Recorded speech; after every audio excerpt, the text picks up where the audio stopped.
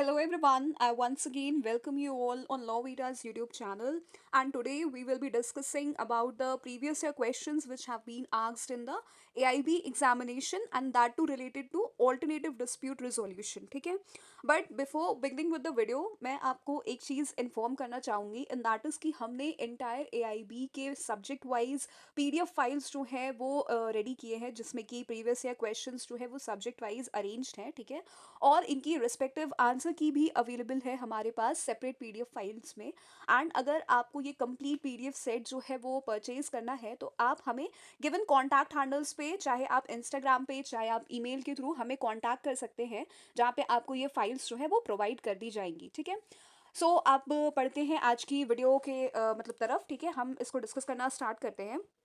तो जो पहला क्वेश्चन है वो ये पूछता है कि इसमें से कौन सा जो है एक कैरेक्टरिस्टिक है मीडिएशन का। ठीक है, इसमें ऑप्शन भी गिवन है कि मीडिएटर जो है वो एक बाइंडिंग डिसीजन देता है। ठीक है, the mediator imposes a binding decision. या फिर दूसरा ऑप्शन इस कि इसमें एक न्यूट्रल थर्ड पार्टी होती है जो पार्टीज के बीच नेगोशिएशन को फैसिलिटेट करती है। तीसरा ऑप्शन इस कि मीडिएटर जज की तरह काम करता है और वर्डिक्ट देता है। ठीक है, एंड लास्ट ऑप्शन इस कि ये हमेशा कोर्ट द्वारा ऑर्डर की जाती है। ठीक है, तो इसका जो करेक्ट ऑप्शन होगा वो होगा ऑप्शन नंबर 2, मतलब B, it involves a neutral third party who facilitates negotiation between the parties. ठीक है, तो मीडिएशन एक ऑल्टरनेटिव डिस्प्यूट रेजोल्यूशन प्रोसेस है जिसमें एक न्यूट्रल थर्ड पार्टी यानी कि जो मीडिएटर होता है वो दोनों पार्टीज को बैठकर मतलब बैठाकर बात करता है। ठीक है, उसमें उनके बीच समझौता कराने में मदद करता है और म्यूचुअली एक्सेप्टेबल सॉल्यूशन निकालने में भी हेल्प करता है। ठीक है, और मीडिएटर जो डिसीजन है वो इम्पोज नहीं करता है, सिर्फ डिस्कशन को गाइड करता है। ठीक है, इसीलिए आपका जो ऑप्शन नंबर बी है वो यहाँ पे सही ऑप्शन हो जाता है। द नेक्स्ट क्वेश्चन इज कि एक सिचुएशन बेस्ड क्वेश्चन है ये। ठीक है, और ये पूछता है कि आर्बिट्रेटर अपॉइंट करने पर डिसएग्रीमेंट हो जाए तो उस केस में क्या होगा। ठीक है, एंड जो सिचुएशन गिवन है वो ये कहता है कि एक ABC लिमिटेड और XYZ प्राइवेट लिमिटेड के बीच कॉन्ट्रैक्ट डिस्प्यूट हुआ है। अग्रीमेंट में आर्बिट्रेशन क्लॉज है, यानी डिस्प्यूट आर्बिट्रेशन से सॉल्व होगा, ये मेंशन्ड है, लेकिन दोनों पार्टीज आर्बिट्रेटर अपॉइंट करने पर अग्री नहीं कर पा रही है। ठीक है, तो अब इस केस में क्या होगा, तो ऑप्शन जो हमें गिवन है वो कहता है, सबसे पहला ऑप्शन, कि कोर्ट जो है वो सेक्शन 11 के तहत आर्बिट्रेटर अपॉइंट करेगी। सेकेंड ऑप्शन इज कि अगर पार्टीज अग्री ना करे तो आर्बिट्रेशन नहीं होगा। थर्ड इज कि हर केस में Indian Council of Arbitration arbitrator appoint करेगा। एंड लास्ट इज की पार्टीज जो है वो कंसिलिएशन ऑप्ट करके इशू को सॉल्व कर सकती है। ठीक है, तो यहाँ पे जो करेक्ट ऑप्शन है among the given options वो है ऑप्शन नंबर ए। ठीक है, that is the court will appoint an arbitrator under section 11 if the parties fail to agree on one. ठीक है, आर्बिट्रेशन क्लॉज का क्या मतलब होता है, तो जब कॉन्ट्रैक्ट में लिखा होता है कि डिस्प्यूट आर्बिट्रेशन से सॉल्व होगा तो पार्टीज को कोर्ट के बाहर आर्बिट्रेशन प्रोसेस फॉलो करना होता है। लेकिन प्रैक्टिकल प्रॉब्लम जो इसमें अराइज होती है वो मतलब ये होती है कि अगर आर्बिट्रेटर अपॉइंट करने पर ही अग्रीमेंट ना हो तो यहीं पर जो आर्बिट्रेशन एंड कंसिलिएशन एक्ट 1996 का जो सेक्शन 11 है वो अप्लाई होता है। एंड वो डील करता है अपॉइंटमेंट ऑफ आर्बिट्रेटर से, और अगर पार्टीज आर्बिट्रेटर अपॉइंट करने में फेल हो जाती हैं तो पार्टी सुप्रीम कोर्ट या high court depending on case से रिक्वेस्ट कर सकती है। कोर्ट आर्बिट्रेटर अपॉइंट कर देती है एंड इससे आर्बिट्रेशन प्रोसेस जो है वो रुकता नहीं है। ठीक है, पर्पस डिस्प्यूट रेजोल्यूशन जो है उसको फेल होने से बचाना होता है, ये इस पर्टिकुलर सेक्शन का पर्पस है। बढ़ते हैं अपने नेक्स्ट क्वेश्चन की ओर, तो ये कहता है कि which of the following is not an advantage of using ADR। ADR is arbitration dispute resolution only. ठीक है, सबसे पहला है इसकी लिटिगेशन से जनरली फास्टर होता है। सेकेंड इज कि ये ट्रेडिशनल कोर्ट केसेस से ज़्यादा कॉन्फिडेंशियल होता है। थर्ड इज कि ये हमेशा बाइंडिंग डिसीजन देता है। एंड लास्ट इज कि ये कोर्ट प्रोसीडिंग्स के अक्सर सस्ता, मतलब कोर्ट प्रोसीडिंग्स जो होती है उनसे अक्सर जो है वो सस्ता होता है, चीप होता है, लेस एक्सपेंसिव होता है। तो यहाँ पे जो करेक्ट ऑप्शन है वो है option number C, that is it always results in a binding decision. ठीक है, ये इसका एडवांटेज नहीं है। ठीक है, ADR के जो मेन गोल्स होते हैं वो टाइम को बचाना होता है, एक्सपेंसेस को बचाना होता है, कॉन्फिडेंशियलिटी को मेंटेन करना होता है, फ्रेंडली सेटलमेंट प्रमोट करना होता है। ठीक है, तो इसीलिए आपका जो option A, B and D है वो इसके एडवांटेजेस बन जाते हैं। नेक्स्ट क्वेश्चन इज कि आर्बिट्रल अवार्ड को कोर्ट से एनफोर्स जो है वो कौन सी प्रोविजन करती है, ये पूछा गया है इस क्वेश्चन में। एंड इसमें जो सिचुएशन गिवन है वो ये है कि किरण और मीरा के बीच आर्बिट्रेशन हुई, ठीक है। किरण को ₹10 लाख का अवार्ड मिला और मीरा पेमेंट मतलब मीरा जो है वो पेमेंट करने से मना कर रही है और प्रोसीजरल इरेगुलरिटीज का जो है वो एक्सक्यूज दे रही है। तो यहाँ पे किरण जो है वो कोर्ट जाकर अवार्ड एनफोर्स करना चाहती है। तो वही यहाँ पे क्वेश्चन पूछा गया है कि जो आर्बिट्रल अवार्ड है वो उस कोर्ट से एनफोर्स कौन सी प्रोविजन करती है। तो यहाँ पे पहला ऑप्शन है उसकी सेक्शन 34 एनफोर्समेंट से रिलेटेड है।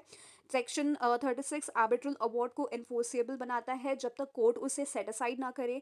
सी इज सेक्शन 9 एनफोर्समेंट गवर्न करता है एंड डी इज की सेक्शन 11 एनफोर्समेंट से रिलेटेड है। तो यहाँ पे जो करेक्ट ऑप्शन है वो आपका है option number B, that is section 36 of the act allows for the automatic enforcement of an arbitral award unless set aside by the court, ठीक है। तो आर्बिट्रेटर जो फाइनल डिसीजन देता है उसे आर्बिट्रल अवार्ड कहते हैं एंड लॉ के अकॉर्डिंग ये कोर्ट डिग्री की तरह एनफोर्स हो सकता है, ठीक है।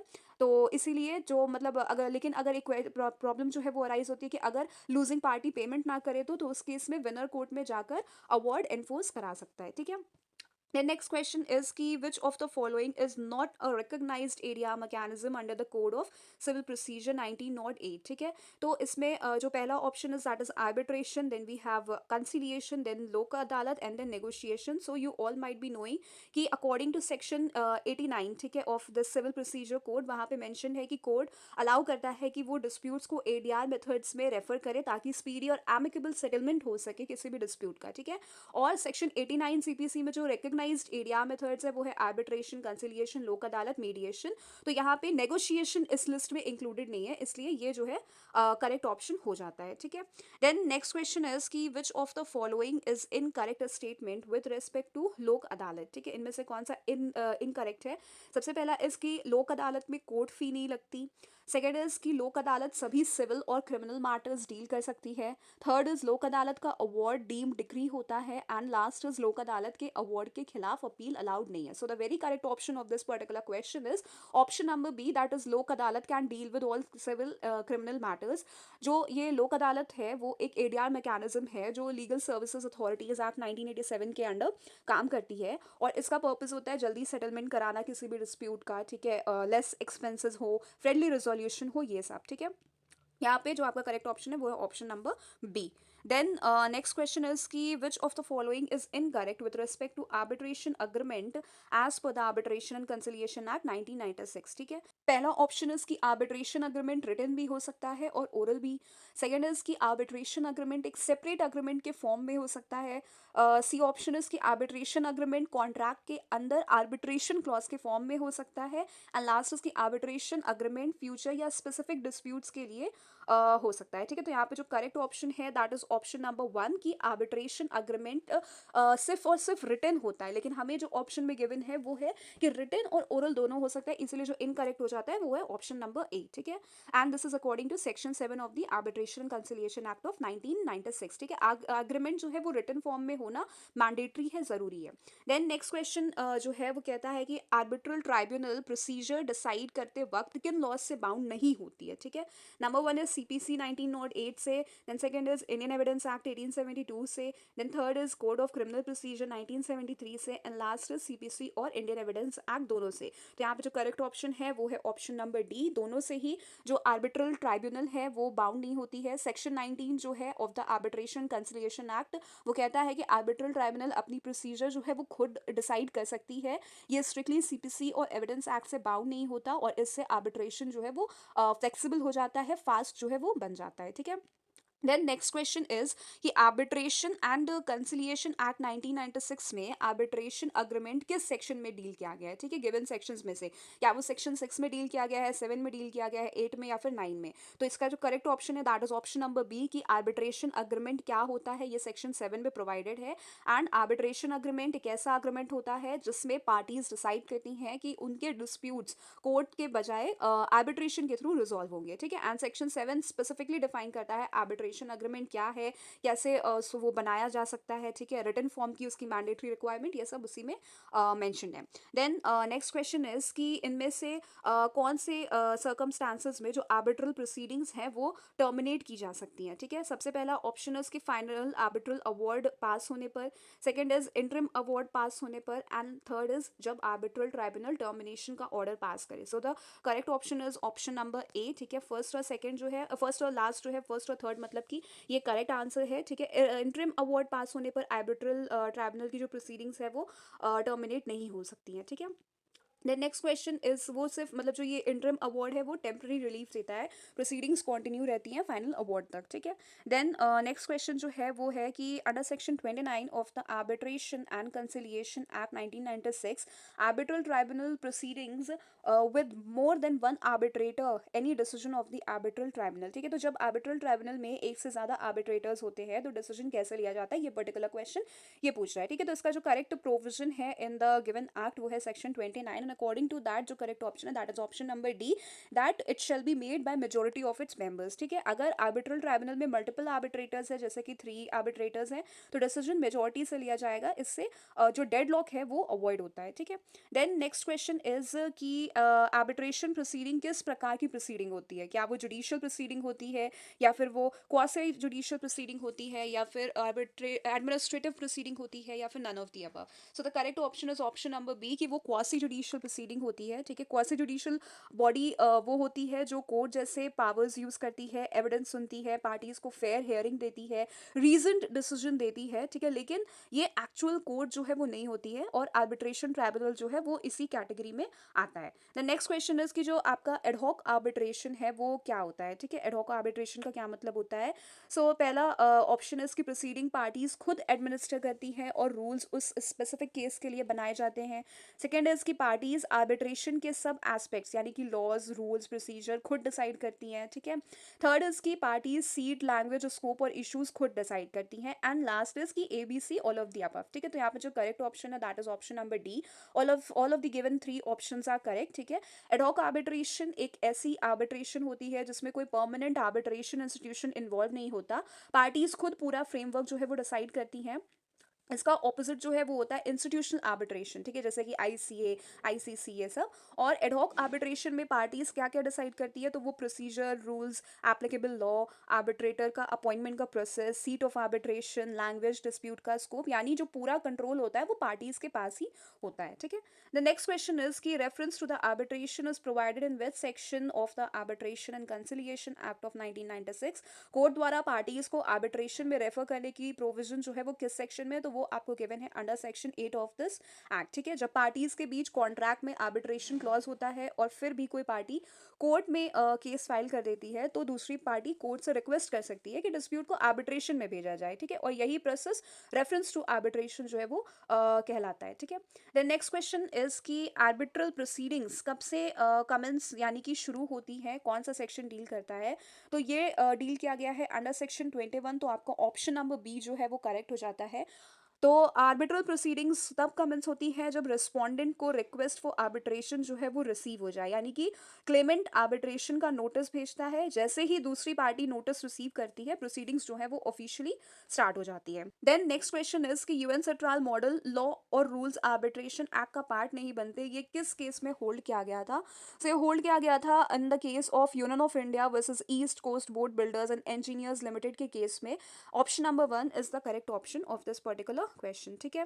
देन नेक्स्ट क्वेश्चन इज कि आर्बिट्रेशन अग्रीमेंट को इन राइटिंग कब माना जाता है, ठीक है, according to section 7 clause 4 of the arbitration conciliation act.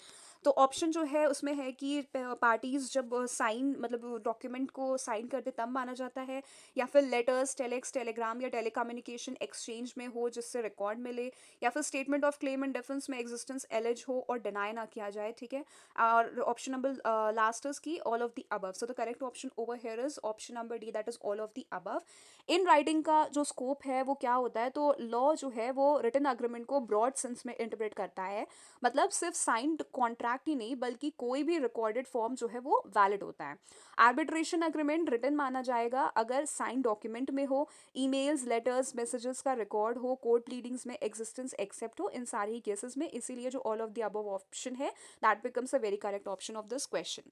The next question is कि आर्बिट्रेशन अग्रीमेंट से डिविएशन पर ऑब्जेक्ट ना करने पर वेवर किस सेक्शन में दिया गया है?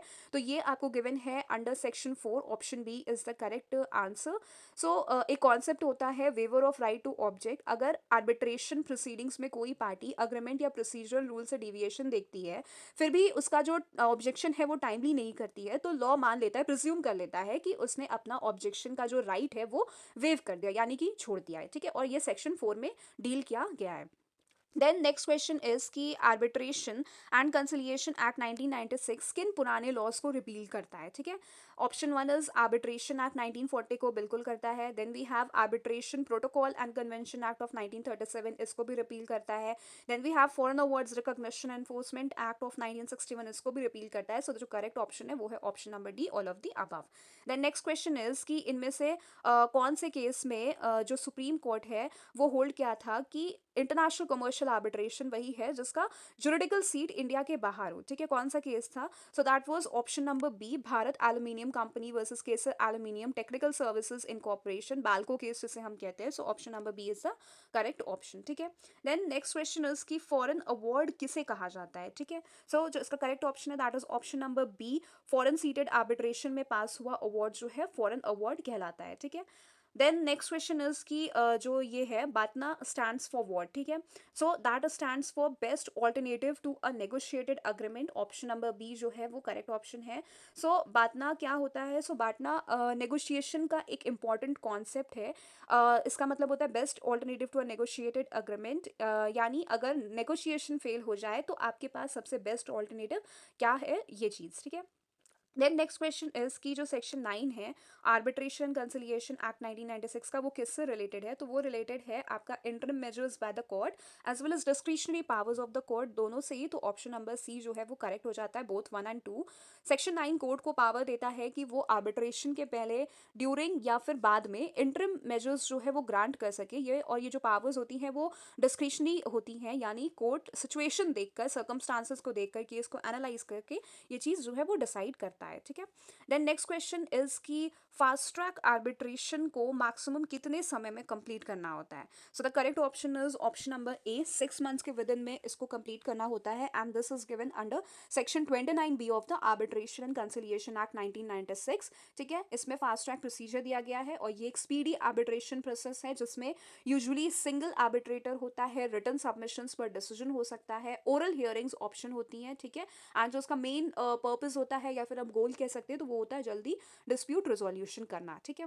देन नेक्स्ट क्वेश्चन इज कि which among the following is not an ADR method under section 89 of the CPC 1908, ठीक है। तो इसमें जो करेक्ट ऑप्शन है that is option number A, mini trial. So जैसे कि मैंने आपको पहले ही भी बताया है कि सेक्शन 89 जो है वो कोर्ट को पावर देता है कि वो डिस्प्यूट्स को एडीआर मैकेनिज्म्स में रेफर करे, और जो रिकॉग्नाइज मेथड्स हैं under that section that is arbitration, conciliation, mediation, judicial settlement including लोक अदालत, लेकिन मिनी ट्रायल जैसी चीज कोई वहां पे मेंशन नहीं है। So the very correct option is option number A. The next question is कि what is the maximum number of conciliators allowed in a conciliations proceeding? 1, 2, 5 और none of the above. So यहाँ पे जो correct option है that is option number D, none of the above, because section 63 कहता है conciliators की संख्या 1 या 3 वो जो है हो सकती है।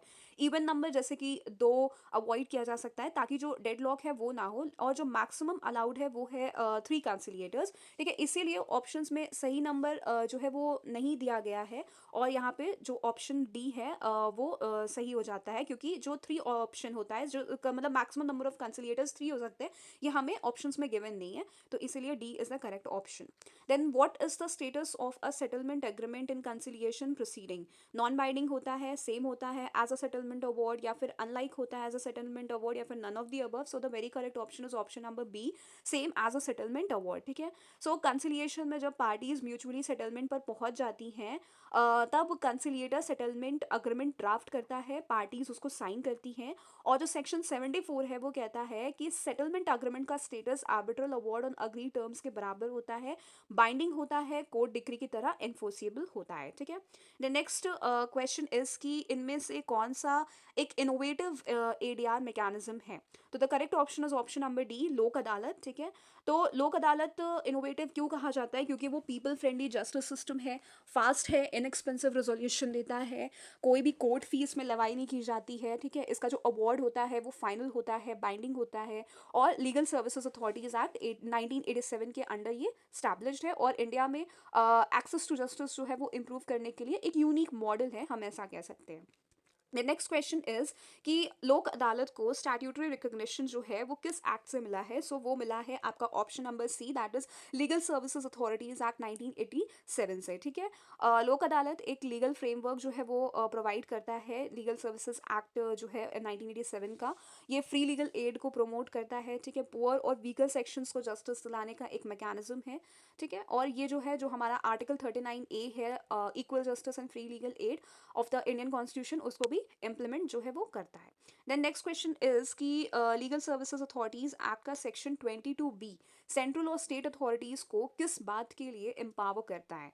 ऑप्शन वन इज कि लोक अदालत को अबॉलिश करने के लिए। ठीक है। या फिर लोक अदालत के वर्क्स डिफाइन करने के लिए, या फिर लोक अदालत या परमानेंट लोक अदालत की पावर्स जो है वो बताता है, या फिर none of the above. So the very correct option is option number D, none of the above, because जो सेक्शन 22B है legal services authorities act of 1987 का, वो उसका जो मेन पर्पस है वो है परमानेंट लोक अदालत की स्टैब्लिशमेंट के लिए प्रोविजन देना। ठीक है। सेंट्रल और स्टेट अथॉरिटीज को पावर मिलती है कि वो परमानेंट लोक अदालत जो है वो स्टैब्लिश करे, पब्लिक यूटिलिटी सर्विसेज डिस्प्यूट्स के लिए फोरम क्रिएट करे। ठीक है। एंड इस सेक्शन का फोकस क्रिएशन या फिर स्टैब्लिशमेंट पर है, ना कि अबॉलिशन वर्क्स या पावर्स पर, इसीलिए आपका जो ऑप्शन नंबर डी है वो करेक्ट हो जाता है। नेक्स्ट क्वेश्चन इज की जो पार्ट 3 है of the arbitration conciliation act 1996, वो क्या फॉर्मुलाइज करता है? तो वो फॉर्मुलाइज करता है process of conciliation. Option number A जो है वो करेक्ट ऑप्शन है। So with this we have discussed all the questions which have been asked previously in the AIB examinations, जो कि रिलेटेड थे दिस एडीआर मैकेनिज्म से, ऑल्टरनेटिव डिस्प्यूट रेजोल्यूशन के सिस्टम से। मुझे उम्मीद है कि आपको सारे ही answers with their legal backing समझ में आए होंगे, आप भी खुद से ये क्वेश्चंस अब सॉल्व कर सकेंगे, and in the upcoming examinations also if these questions get repeated you would be able to answer it correctly. ठीक है। अब हम लोग मिलेंगे किसी दूसरे वीडियो में जिसमें हम किसी दूसरे सब्जेक्ट के क्वेश्चंस को डिस्कस करेंगे। ठीक है। तब तक के लिए thank you and take care.